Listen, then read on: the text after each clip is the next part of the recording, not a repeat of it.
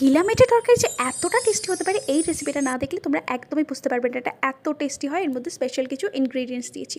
প্রথমে আমাদেরকে গিলেমেটেটাকে ছোট ছোট টুকরো করে এখানে কেটে নিতে হবে। আমি এখানে 200 গ্রাম মতন গিলেমেটে এই রান্নার জন্য লাগবে আরও কিছু বেশ ঘরোয়া উপকরণ। প্রথমে একটা মিডিয়াম সাইজের আলুকে আমি ডুমো ডুমো করে কেটে নিয়েছি, একটা মিডিয়াম সাইজের পেঁয়াজকে কুচি কুচি করে কেটে নিয়েছি, একটা মিডিয়াম সাইজের টমেটোকে কুচি কুচি করে কেটে নিয়েছি, দুটো কাঁচা লঙ্কাকে কুচি কুচি করে। এখন আমাদের কড়াইতে দিয়ে দিতে হবে 2 চামচ সর্ষের তেল, তার মধ্যে দিয়ে দিচ্ছি 4টে মতন শুকনো লঙ্কা, 1 চামচ মতন জিরে। শুকনো লঙ্কা আর জিরের মধ্যে থেকে যখন একটা সুন্দর স্মেল ছাড়বে তখন আমি দিয়ে দেবো এর মধ্যে কেটে রাখা আলু আর পেঁয়াজটা।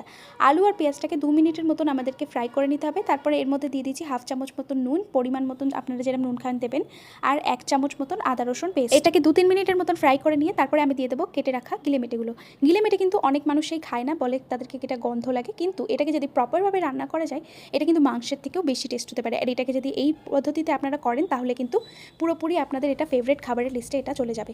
আর তারপরে এর মধ্যে দেখতে পাচ্ছেন আমি 8 কোয়া মতন রসুন দিয়ে দিচ্ছি। রসুন দেওয়ার কারণে এই রসুনটাও এটা ফ্রাই হতে থাকে। আমরা এটা একটু কষা কষা টাইপের করবো, যাতে এটার মধ্যে ঝোল করলে কিন্তু এটা ভালো লাগে না, খুব একটা কষা করলে খুবই ভালো লাগে। এর মধ্যে আমি দিয়ে দিয়েছি একটা কোচানো টমেটো আর কাঁচা লঙ্কাটা। এই মুহূর্তে আমি এটাকে 2 মিনিটের জন্য এটাকে ঢেকে দেবো আর এখানে একটা মশলার মিশ্রণ বানিয়ে নেবো।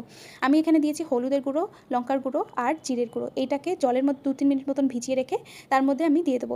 এখন পুরো মশলার সাথে এটাকে ভালো করে মিশিয়ে নিয়ে এটাকে 5 মিনিটের মতন আমাদের যতক্ষণ এটাকে আমরা ঢেকে রেখেছি ততক্ষণ কিন্তু এটাকে লো ফ্লেমে রাখতে হবে, নাহলে কিন্তু এটা পুড়ে যাওয়ার চান্স আছে।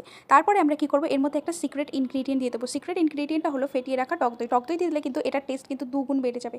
আপনারা চিন্তাও করতে পারবেন না যে এটার টেস্ট কতটা বেড়ে গেছে। তারপরে দেখুন এটা একটু ঝোলঝোল হয়ে আছে। তারপরে যতক্ষণ অবধি না ঝোলটা শুকায় ততক্ষণ অবধি এটাকে কষিয়ে এর মধ্যে গরম মশলা দিয়ে এটাকে আমরা নামিয়ে নেবো। এটাকে গরম গরম ভাত কিংবা রুটির সাথে সার্ভ করো, দেখবে তোমাদের